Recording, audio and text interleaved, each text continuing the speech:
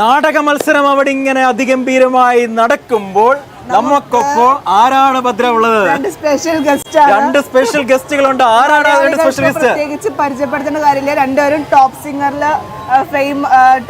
Fame ആണ്. അതായത് ആ ചാനലിന്റെ പേരും കൂടെ നമുക്ക് പറയാം.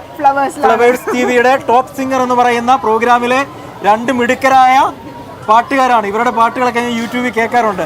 അപ്പൊ നിങ്ങൾ ഇവിടെ വന്ന സ്ഥിതിക്ക് നിങ്ങളൊന്ന് സ്വയം പരിചയപ്പെടുത്തി. തീർച്ചയായിട്ടും. എൻ്റെ പേര് ആൻ ബെൻസൺ. അപ്പോൾ ഞാൻ 10ലാണ് പഠിക്കുന്നത്. എൻ്റെ വീട് തിരുവനന്തപുരത്താണ്.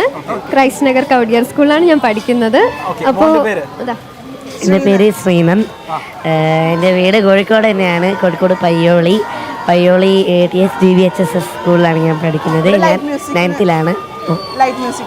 Light music. ആളുകളൊക്കെ ഒരുപാട് തിരിച്ചറിഞ്ഞോ?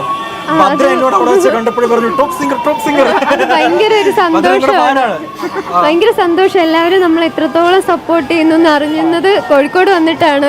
അപ്പൊ എല്ലാവരും ഇത്രയും സപ്പോർട്ട് ചെയ്തും ഞങ്ങൾക്ക് സന്തോഷം വരണമെങ്കിൽ ഭദ്ര എന്താ? നമുക്ക് സന്തോഷം, നമുക്ക് മാത്രമല്ല പ്രേക്ഷകർക്കും ഇവിടെയുള്ള ആളുകൾക്ക് എല്ലാം സന്തോഷം വരണമെങ്കിൽ നിങ്ങൾ എന്ത് ചെയ്യണം? ഒരു പാട്ട് പാടണം. അപ്പൊ നമുക്ക് പാട്ട് പാടി വിശേഷത്തിലേക്ക് പോകാം. നമ്മളൊരു ഡിബേറ്റ് പാടാം. ഒരു ഡിബേറ്റ്.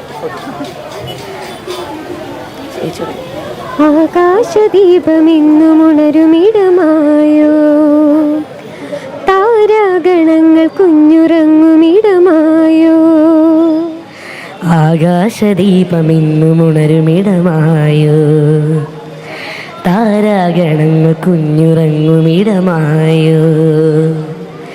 മേഘരാഗമുണരും വാരിളം തിന്നലേ, പൊൻപരാഗമിളകും വാരിളം പൂക്കളേ.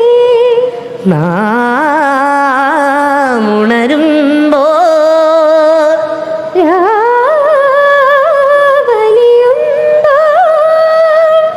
ആകാശദീപമെന്നുമുണരുമിടമായോ, താരാഗണങ്ങൾ കുഞ്ഞുറങ്ങുമിടമായോ. Thank you. എന്താ പറയണ്ടെന്ന് അറിയില്ല. വളരെ നമുക്കൊന്നും പറയാനില്ല. ഇവിടെ നിങ്ങൾ ഏത് പാട്ടായിരുന്നു ചെയ്തത്? ഇവിടെ ഞാൻ മധുപൂർവ്വം മനസ്സിൽ നടന്നത്. അതൊരു 2 ലൈനൊന്ന് പാടോ? മധു മനസ്സിൻ മൺചിരാതിൽ മായാതെ ഇന്നുമാ ബാല്യകാലം. കുളിരേകും കുയിലിൻ നാദമൊന്നിൽ, തൊടിയിലെത്തേൻ മാവിൻ മധുരമല്ലോ, തൊടിയിലെത്തേൻ മാവിൻ മധുരമല്ലോ. ഞാനിവിടെ വിരഹാർദ്ര സന്ധ്യ എന്നൊരു പാട്ടാണ്. വിരഹാർദ്ര സന്ധ്യകളേ, വിഷാദ കന്യകളേ, വിട ചൊല്ലി പിരിയുമ്പോൾ ഇടനെഞ്ചു പിടയുമ്പോൾ മൊഴികൾ വിതുമ്പുന്നു,